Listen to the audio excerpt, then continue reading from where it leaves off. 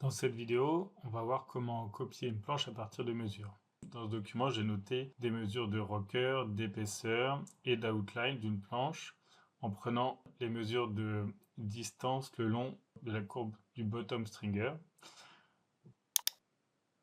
Je vais déplacer ce document, ouvert Shape 3D, partir sur une planche New. Je vais juste mettre la bonne longueur, donc cette planche mesurée le long du stringer 5, 8.6. Voilà. Et pour insérer les mesures, je vais aller dans Guidelines et choisir Guidelines Wizard. Donc, je note les mesures que j'ai prises, donc ils sont à différentes distances du tail et distance du nose. Donc pour l'outline, je vais les noter une par une. 0.25. J'utilise la touche Tab pour passer d'une case à l'autre. 4.8.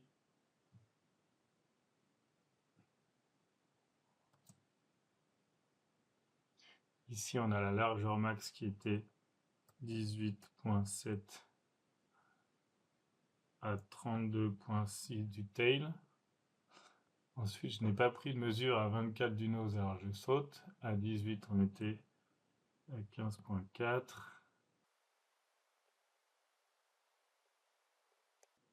4. Ensuite, je passe aux mesures de profil. Pour le rocker, on était à 2.17.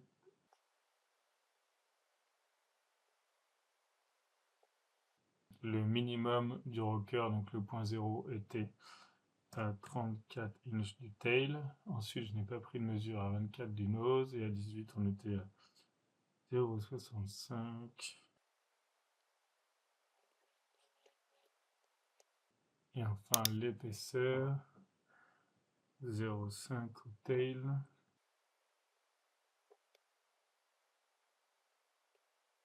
Le max de l'épaisseur était de 2.35 à 33.4 du tail.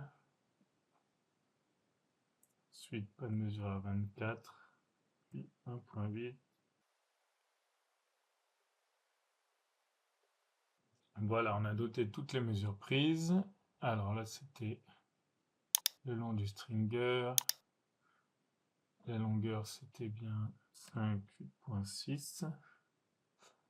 Et si on ne fait que ça va juste ajouter des guidelines, donc des repères, le long des courbes. Mais si on veut que les courbes s'ajustent sur ces repères, il faut cocher la case Automatic Fitting, puis OK. Alors là, je n'ai pas coché la case Automatic Fitting pour l'outline, donc il me demande si je veux le faire, je vais dire oui. Et là, il fait l'ajustement automatique. Alors, on voit que c'est pas mal pour l'outline. Pour la courbe du stringer du dessous, c'est pas mal, mais c'est pas parfait. Alors, pour ajuster la courbe, je sélectionne les points. Si je clique, ça va sélectionner les repères en priorité. Donc, je presse les touches Shift et CTRL et ça va sélectionner le point de contrôle en priorité. Et là, je peux modifier légèrement la courbe à la main. C'est parfois plus rapide que d'utiliser l'ajustement automatique.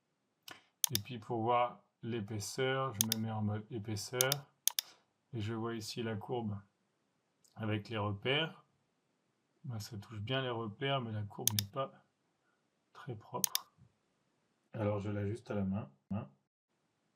Alors on remarquera qu'avec cette méthode où j'ai pris les mesures le long du bottom, donc la courbe du dessous, c'est pas la méthode qui donne la meilleure précision, car ici la longueur le long du stringer c'est 5,8,6, j'avais noté, mais dès que je vais modifier un peu la courbe du dessous, hop, la longueur développée, donc le long du stringer, va être modifiée. C'est donc pas la méthode la plus précise. La méthode la plus précise, c'est en fait de mesurer la planche le long d'une ligne droite. Donc ça demande d'avoir soit une très grande règle, soit un sol gradué. Et à ce moment-là, on va prendre les mesures de rocker le long de cette ligne droite. Et peut-être pas les mesures d'épaisseur, mais les mesures de hauteur du pont depuis le sol, en prenant des distances X à partir de l'arrière et de l'avant, mais selon une ligne droite. Donc par exemple, si je recommence, c'est la même planche, mais avec des mesures prises selon une ligne droite. Et je refais Guideline Wizard. Donc on voit que là, ça a gardé en mémoire les repères que j'ai saisis. Mais cette fois-ci, je vais faire selon une ligne droite. La longueur à ce moment-là, c'était 8,0. Donc, selon une ligne droite, en fait, le rocker à l'arrière, il change presque pas. Mais c'est à l'avant où il y a plus de courbure que ça va commencer à être différent. Ici, on avait 0,6, 1,3, 2,4, 3,2. Et là, bien 4,4. Et là, ça va non pas être l'épaisseur, mais la distance entre le sol et le pont. Et du coup, là, ça change pas mal.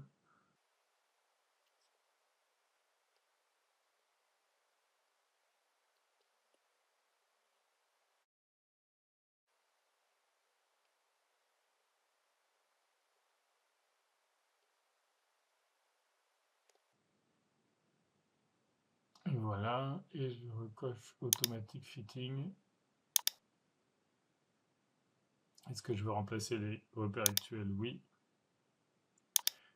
Et là, on voit que donc la courbe du dessous, ça fait à peu près pareil que la fois d'avant. Et par contre, maintenant, on voit qu'il y a des repères dans la courbe Stringer Deck et non plus sur l'épaisseur. Et donc, comme tout à l'heure, ben, je peux améliorer l'ajustement automatique qui n'est pas toujours parfait, y compris pour le stringer du dessus. Voilà. Alors maintenant, pour copier les slices, vous avez le choix. Soit vous pouvez par exemple copier les coupes à partir d'une photo d'une coupe d'un surf, ou alors vous pouvez aussi prendre des mesures et vous pouvez même les mettre dans un fichier par exemple CSV et ensuite les importer. Donc guideline, import guideline.